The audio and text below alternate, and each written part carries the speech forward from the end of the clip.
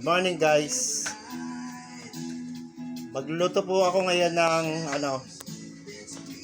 buttered garlic shrimp. Hipon, sweet corn, Sprite, paprika, at syempre butter. Yan po. At saka po kailangan maraming bawang.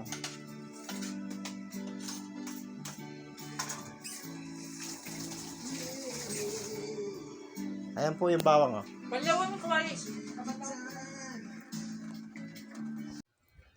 Yan, salang po natin yung kawali.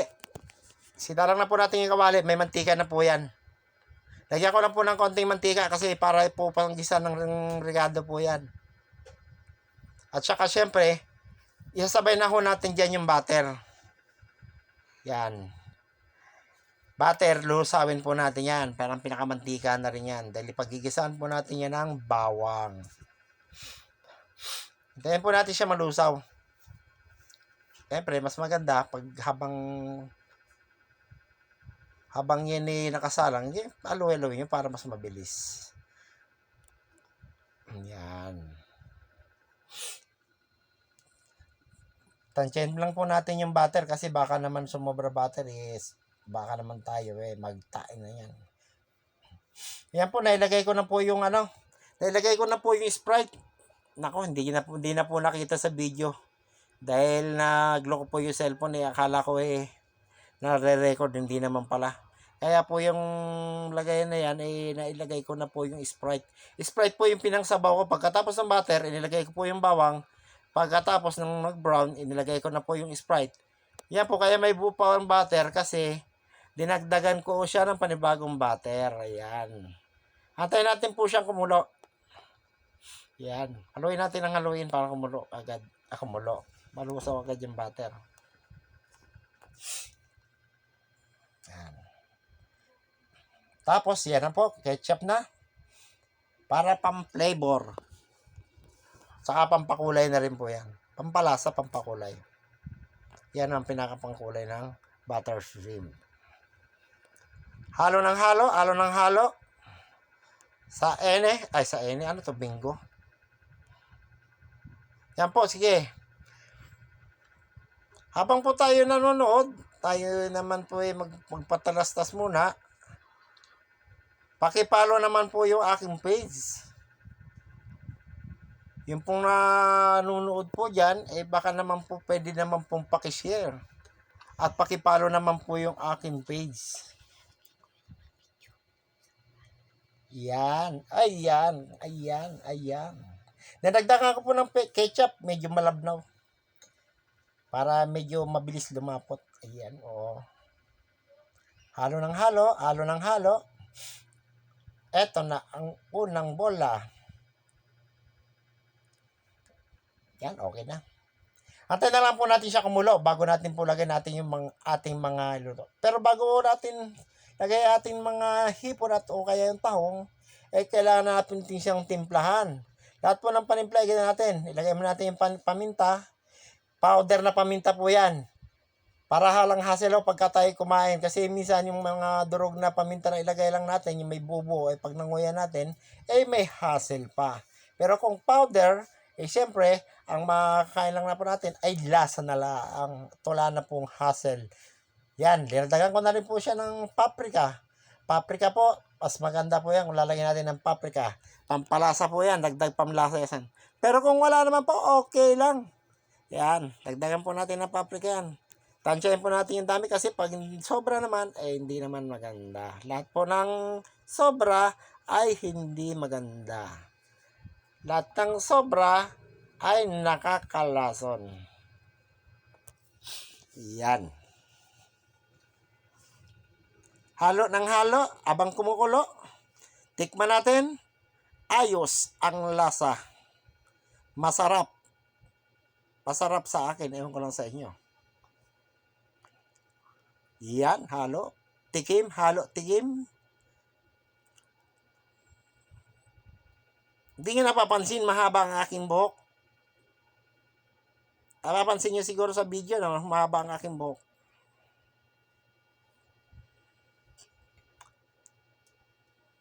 Yan. Antay lang po natin siyang kumulo ng kumulo at lumapot. Pagka medyo lumapot-lapot, saka natin po lalagay natin yung hipon. Siyempre, lagyan pa natin siya ng magic sarap. Magic sarap. Ang tunay na sarap. Pag hindi natin siya minagic, ewan ko lang kung masarap. Kaya kailangan ng magic sarap.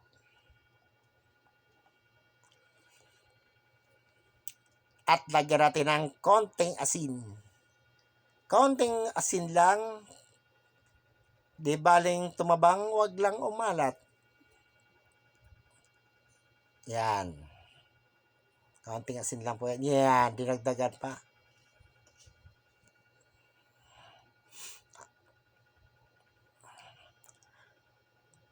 Antay lang po natin siya lumapot para hindi na ho tayo masyado magtatagal pagka nilagay nating hipon. Kasi po yung hipon, kapag yun po yung ninatagalan ng luto, yun po yung na-overcook, pumapayat. Kaya kailangan po, tamang-tama lang yung luto ng hipon. Saka po yung tahong, pinakahuli natin lalagay yun kasi hindi rin siya pwedeng overcook. Kailangan sakto lang. Pag sakto lang, iyan ay kainaman. Kasarapan at kainaman. Ayan. Kaya hintayin natin siyang lumapot. Para po pagkalagay natin ng hipon, anytime, pwede natin siyang hanguin. Pero kung tayo maglalagay agad ng maraming sabaw, syempre magpapatoy ng sabaw, syempre ma-overcook ang hipon. Kaya kailangan po, unahin na po natin yung pinaka-sauce o kaya pinaka-sabaw. Nandiyan na po lahat ng timpla, nandiyan na po yung pampasarap. Ayan, dinagdagan ko pa ng konting Sprite. Tansya ko po kasi parang, dahil sa marami po ilalagay ko yung marami po kasi ilalagay hipon, baka po puro hipon at puro tahong na, wala na sabaw. Kaya, tikim na naman ulit.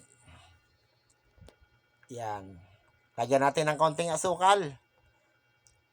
Pangtulong sa pampatamis. Ang patamis yan, hindi kasi overripe ketchup lang yung pampatamis. Konting asukal. Kaunti lang po yan. Huwag natin masyadong dadamihan. Ayan. Okay. 2. 3. Iyan o. Kulo ulit. Pakulo ulit. Halo na naman. At ilagay na po natin yung mais. Mais na sweet corn. Yan. Yung pong mais na yan, ay nilaga ko na yan kanina. Yan. Para hindi na nga po magtatagal, anytime na naluto yung hipon o yung tahong, anytime, ay pwede nating hanguin. Hindi po kasi natin pwedeng patagalin ng patagalin. Ang iniiwasan po natin kasi, yung overcook.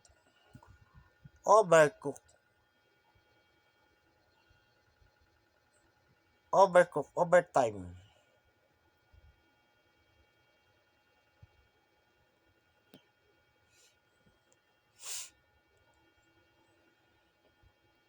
Yeah, tayo lang po natin. Huwag po kayo mainip ha. Habang kayo yung nanonood, huwag kayo mainip. Sino pong tumagal, bibigyan ko ng ulam. Sino pong nanatili, siyang wagwawagi.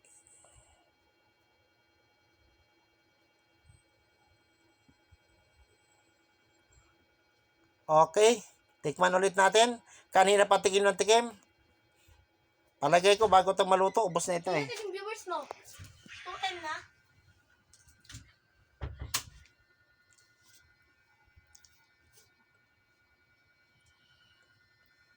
Yan po, ayan na po yung hipon. Napakalalaking hipon. Sugpo na po yan, sugpo. Ayan no. O, diba? Sabi ko sa inyo eh. Kaya ko nilagyan ulit siya ng Sprite at baka matuyo na kakoy sa bawo. Marami pa yan. Dadagdagan pa ng taong yan. Ganyan po kasi kaya magmukbang. Seafoods mukbang. Butter shrimp with tahong. Yan. Siguro napapansin nyo mahaba buko dyan oh. Diba mahaba buko? Ganyan po dati buko nung nagluluto ako dyan eh. Assistant ko po yan. Ako nagbibideo, ako po yung nagsasalita, pero may assistant ako tigaluto. ina-assist ko na lang po yan. Ewan ko lang kung tangkapin niya, assistant ko siya. Yan. Medyo kailangan po natin lutuin ng konti ang hipon bago natin ilagay yung tahong. Kailangan po natin siyang takpan para baka matambugan ng kung ano lumilipad. Yan, dagdag na naman ako ng paminta. Pamintang powder. Nako, matitikman nyo, palagay ko to, kung matikman nyo to. Baka makalimutan nyo yung boyfriend o girlfriend nyo kung meron. Yan. Baka makalimutan mo na yung kabit mo kung meron.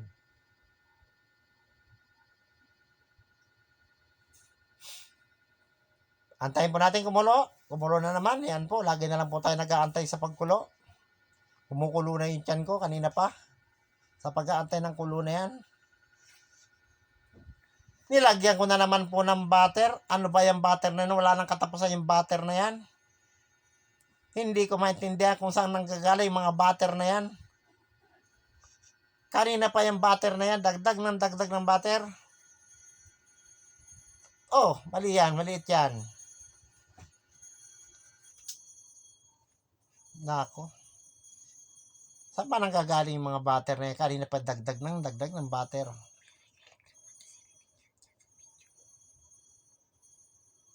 Ayan, oh.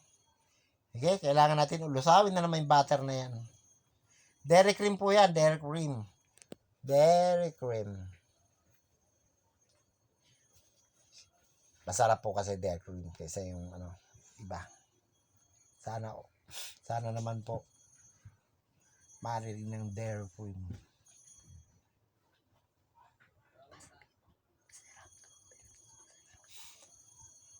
Kung sino po gustong makatikim po nito, punta lang po kayo dito. Bibigyan ko po kayo. Oo, masarap talaga to. Pero mas masarap kayo dito. Yan. Wala akong makitang takip. Ayun, meron na. Yung aming batya. Tapos na maglaba yung lavender. Ayan na, pinantakip na namin sa kawali. Batya na po yung pinantakip. Palanggana pala. Batya. Sige po, babalikan po na lang natin mamayang gabi yan. Maya-maya lang po ay luto na yan. Kailangan po natin konting luto talaga ng hipon. Hindi naman po pwede yung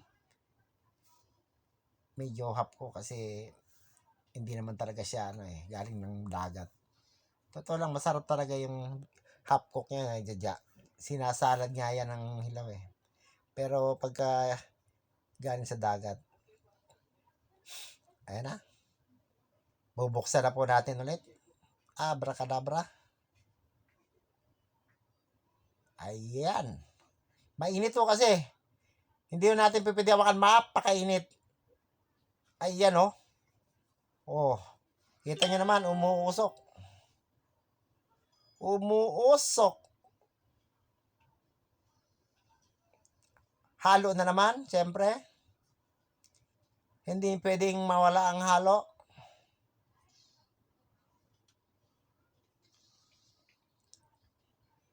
Tikim na naman, siyempre. Hindi pwedeng di titikman. Ayan. Nakita nyo na yung tigaluto ko. Assistant ko. Anak ko yun. Akala nyo ba ako nagluluto? Yung anak ko. Ina-assist ko lang siya kung paano gagawin yan. Ganyan po aming pagluluto. Kailangan dalawa may assistant. May isang taga-video at mayroong taga-pagsalita at mayroong taga-pagluto. Sige, halo ng halo. Halo ng halo. Ayan na po, unang bola. Sa letra ng N. Yan na. Sinikman na naman ulit. Talaga lang naman. Ayan na po ang tahong. Nakapila na po siya. Ilalagay na ho ang tahong. Di ko alam kung kailan ilalagay yung tahong. Tinikman na naman ulit. Kulang pa rin talaga sa timpla. Dinagdagan na naman ng paminta. Isang sakong paminta na ho nilalagay dito.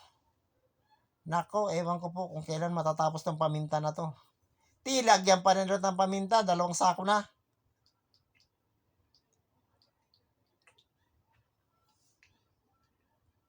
Ang tagal ilagay ng tahong. Nangangawit ako sa tahong. Nilagyan pa rin ng paminta. 3 sakong paminta na ho nilagay. Ay grabe.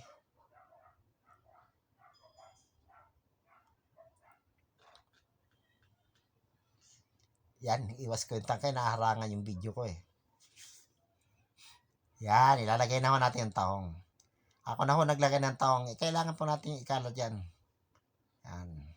Pagkatapos natin ikalat yan, hahaluin pa rin yan. Siyempre, hindi nawawala yung paghahalo. At siyempre, yung tikim, hindi rin nawawala yung tikim. Ayan. Halo. Ito po palagay ko maluluto na ito eh. Hindi po kasi pwede patagalin ng tahong. Ang tahong po pinakamahaba na po yung 1 minutong kulo. Dahil po yan pagka yan nasobran sa luto, pumapayat, lumiliit. Basta may ina mo nga ako sa tahong, hindi niluluto, inuhugasan lang yan. Masarap kainin yan. Yan. Lalo na yung tahong. Tahong na ano. Huwag na natin sabihin, baka may mga batang nanonood eh. Tinakpan na naman. At syempre, pag tinakpan na natin, pwede na natin patayin ang apoy niyan. At antayin lang natin siya lumamig. Yung po kasing pinaka-init niya, yun na yung magluluto dun sa tahong. At pagka yun binuksan na natin, ihahain na po natin, hahanguin na natin yan. Luto na po yan. Antayin na lang po natin buksan. Medyo napatagal na yata ah. Huwag kayo mainip. Ako po yung inip na rin. Nako. Nasobra na yata yung luto ng tahong. Yan na. Hindi pa rin hinango. Inaantay kong hanguin. Napakatagal hanguin. Naabos na. Nako, pumayat na ang tahong.